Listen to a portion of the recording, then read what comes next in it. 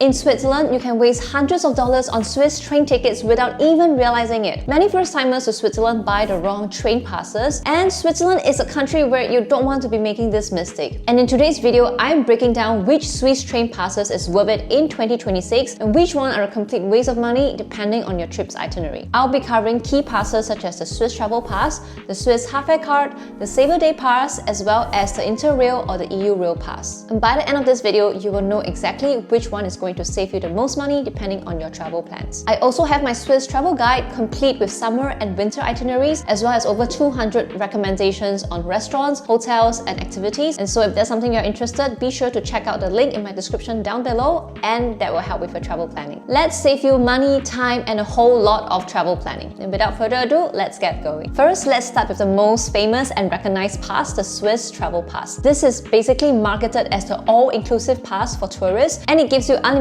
travel for most train, bus, and boat connections across Switzerland. It also gives you free entry to over 500 museums, as well as free access to certain mountain excursions such as the Rigi and the Stenserhorn. You can buy in flexible durations, typically between 3 to 15 consecutive days, or you can also get the Swiss Travel Pass Flex, which allows you to activate the pass on certain days of your travel. Now, the first key advantage of the Swiss Travel Pass is the convenience that it offers. You don't need to calculate every route or plan each trip in advance, and you can simply just hop on and off without having to buy individual tickets. And this makes travel planning so much easier, especially if you're on the move across cities frequently, or you're just not someone that likes to be buying tickets on the move, which can be quite stressful, especially when you're traveling. The next advantage is definitely cost savings. If you plan for a long trip in Switzerland between 7 to 15 days, most of the time the Swiss Travel Pass will have already paid for itself. Let's take a typical 10-day loop around Switzerland that starts from Zurich, passes through Lucerne, Interlaken, Zermatt, then finishing off at Geneva. Typical point-to-point tickets will have already exceeded 400 to 500 francs if you buy it at a full fare. And with heavy travels like this, the Swiss Travel Pass often becomes very competitive because this is especially if you include the cost of museums and boats. If you have bought your full fare tickets, your travel expense will have significantly exceed the cost of a Swiss Travel Pass. The second advantage of the Swiss Travel Pass is definitely the flexibility. With the Swiss Travel Pass, it's so much easier to change your plans on the spot. A lot of times, the weather on the mountains can be quite unpredictable. There may be days where you're already at the mountains and then you realize that it's really foggy and cloudy at the top. And with the Swiss Travel Pass, this allows you flexibility to change your options. Say, instead of going up to the mountains when it's foggy, you can instead take a boat cruise on Lake Thun, where the weather is much better on the ground. And this is something that you might not have been able to do if you have already bought tickets for the excursion. So the Swiss Travel Pass allows you to be much more flexible with the options and account for bad weather. You can do all this without wasting money on tickets you didn't fully use, or without having to buy anything extra, and also not having to stick to a rigid plan for your trip planning. Thirdly, the Swiss Travel Pass is great if you're already planning to take some scenic train routes in your Swiss travel planning. The pass covers some of Switzerland's most iconic train routes such as the Glacier Express, the Bernina Express, the Golden Pass Express, as well as the Gotthard Panoramic Express, although you will still need to pay for the seat reservation. So if you already plan to have some panoramic train rides during your time in Switzerland, then getting the Swiss Travel Pass is a no-brainer because the tickets on its own is already expensive, and getting the Swiss Travel Pass will cover the base fare, of which you will just need to top up for the seat reservation. But it's not just train rides, and this is something that a lot of people underestimate, and that is the Swiss Travel Pass also covers the cost of museums. Think about it, a typical entry price for a museum in Switzerland will cost anywhere between 25 to 30 francs, and with the Swiss Travel Pass, all these entries to the museums comes for free. Some of the key museum attractions that I will highly recommend, for example, the Swiss Transport Museum in Lucerne, the Olympic Museum in Lausanne, as well as the Château de Chillon in Montreux, and many more. Even if you just visit 1 or 2 museums daily, especially when you're in cities like Zurich, Lucerne, or Lausanne, you can easily recover 50 to 100 francs of your value during your trip. Another huge advantage of the Swiss Travel Pass is the cost savings for families. So families traveling with kids under 16, this is good news for you because your children will travel for free with an accompanying adult that has a Swiss Travel Pass. This means families can save hundreds of francs on their travel plans just with the Swiss Travel Pass. So essentially, the Swiss Travel Pass becomes a full travel and attraction pass for families, and this makes Switzerland surprisingly very family-friendly despite its reputation for being expensive. Overall, my personal take is that the Swiss Travel Pass would be perfect for first-timers coming to Switzerland, or those with fast-paced itineraries with frequent train travels. And it's also a perfect option, especially for large families with children, because of the cost savings that comes for children that travels under 16. However, if you're laser focused on one specific region in Switzerland, or if you're someone that prefers to optimize every Swiss franc, then keep watching, because the next passes that I'm going to talk about might be the better option for your trip planning. Before we jump to the next train pass, let's talk about one common problem that travelers face when in Switzerland. A lot of first-time visitors might not realize this, but Swiss trains do not offer Wi-Fi on board. And you might get signal in towns, but once you're deep in the mountains, the valleys, or in the tunnels, your connectivity really depends on your mobile data. And especially when you're navigating multiple train connections, you're trying to message your Airbnb host, or checking platform changes, having reliable data becomes absolutely essential. And this is why this part of the video is sponsored by Yesim, a travel eSIM that I use when I'm traveling internationally. Yesim is a digital eSIM, meaning that you can activate a digital mobile plan on your phone directly without needing a physical SIM card and with no other hidden fees or contracts. If you are traveling to multiple countries, Yesim has global packages that extends to multiple destinations with just one eSIM. There's also the Global Plus that covers over 147 countries, and this is perfect if you're not just exploring Switzerland, but also other parts of Europe and beyond throughout the year. But here's what I love the most, and that is the pay and fly. This is a pay-as-you-go model where you simply pay for the amount of data that you actually use. So there's no expiration and no subscription. Just activate it once and use the same eSIM everywhere you go. This is super convenient if you don't want to be thinking about buying a new eSIM for every trip that you go on. And here's how easy it is to stay connected. Simply download and install the Yesim app onto your phone, pick your country or destination, as well as choose the length of your trip. And after purchase, you install the eSIM onto your phone and set it as your mobile data source. No fumbling with physical SIM cards and no waiting at the airport cash desk. Use my code Olliechinny to get €3 off your first Yesim purchase.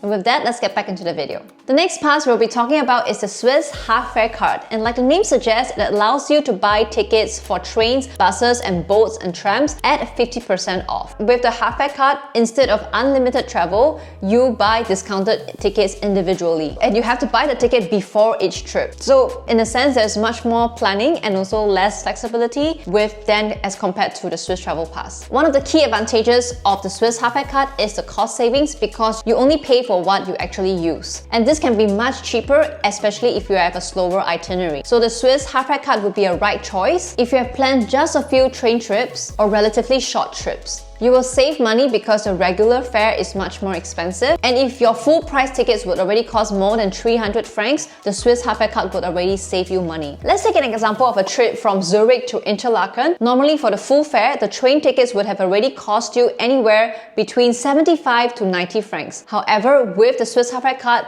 your price would drop down by 50% and you'll be paying between 35 to 45 Swiss francs. So already with just 2 or 3 train rides, you will be easily able to offset the cost of the half fare card. Another great advantage of the half fare card is the discounts that you get on mountain excursions. You get 50% discounts on train excursions such as the one on the Gonnengratbahn, the Jungfraujoch, Mount Pilatus, Mount Titlis, and also the Schilthorn, just for example. And these tickets can easily cost anywhere between 100 to 200 Swiss francs for the full fare, so the half fare card itself would have already given you significant cost savings. And importantly, the discount is very much similar to the one that you'll be getting on the Swiss Travel Pass, because even with the Swiss Travel Pass, it doesn't give you free ride on these mountain excursions. You get the same 25 sometimes or 50% discount, which is the same as the half fare card. So for travelers that are planning many mountain excursions, this is often the single biggest financial savings that you get with this half fare card. Overall, I would say that the Swiss half fare card would combine very well with other regional or saver day passes,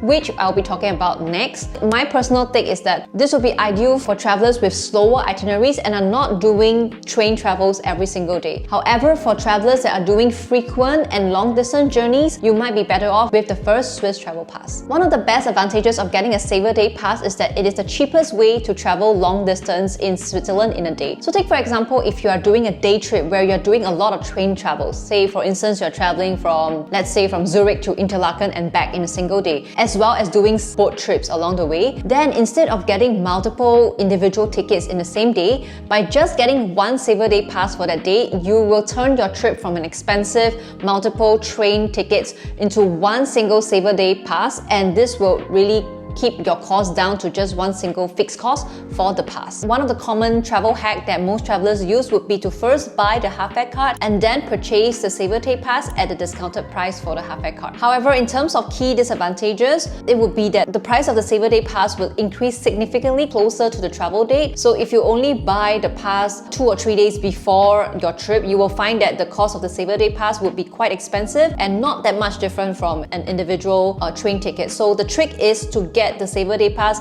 very early in advance, and this is especially if you already know the date and the time of your travel. So you would require a little bit of planning for this to work. Also, something to take note is that for mountain railways, these are not always fully covered by the Saver Day Pass. So places Gonnegrad, Jungfrau Joch, Mount Pilatus, for all this, you will still need an additional train pass, say the half-fare card or the Swiss Travel Pass, in order to qualify for the discounts offered for this special mountain excursions. Overall, my personal take is that the Saver Day Pass would work especially well if you are someone that has a long intercity transfer day. You can get the Saver Day Pass specifically for this one day, or if you combine it with the half-fare card, this would be a very good travel hack. This also works well for budget travelers who plan months ahead and with a structured itinerary where your travel dates are fixed. However, it may not work well if you have slow travel days with minimal transport. It will also not work well if you're someone who book train tickets at last minute, or you have trips that are focused on expensive mountain lifts. The final pass we're talking about is the Interail or the Eurail Pass. Now, if you're coming to Switzerland from another European country, the Interail or the Eurail Pass might be your best option.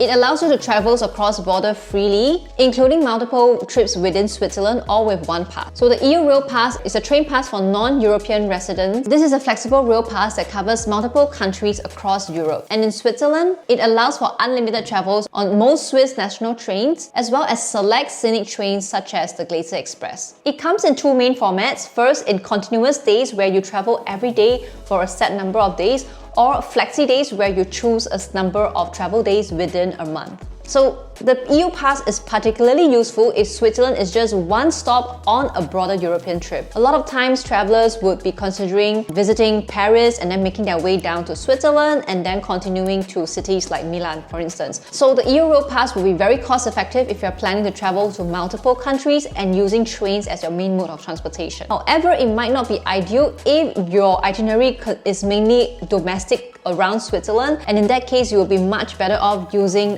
local passes such as the ones mentioned earlier, like the Swiss Travel Pass and the half-fare card. This is because for the Eurail and the Interail Pass, you do not get as significant discounts on special mountain excursions, such as the one for, say, the Gonnegrad or the Jungfrau Joch, for instance. So in this case, you will still need to top up by getting a half-fare card or a Saver Day Pass or a Swiss Travel Pass to get the significant discounts on the mountain excursions. And with that, we've come to the end of the video. I hope that you have found this guide useful for deciding which train passes is the most relevant and useful for your trip planning. Let me know down in the comments which pass you'll be getting in 2026 and why. I will also leave the link down in the description below for you to purchase the passes, so be sure to check them out as well. Thanks so much for watching, and I will see you in my next one.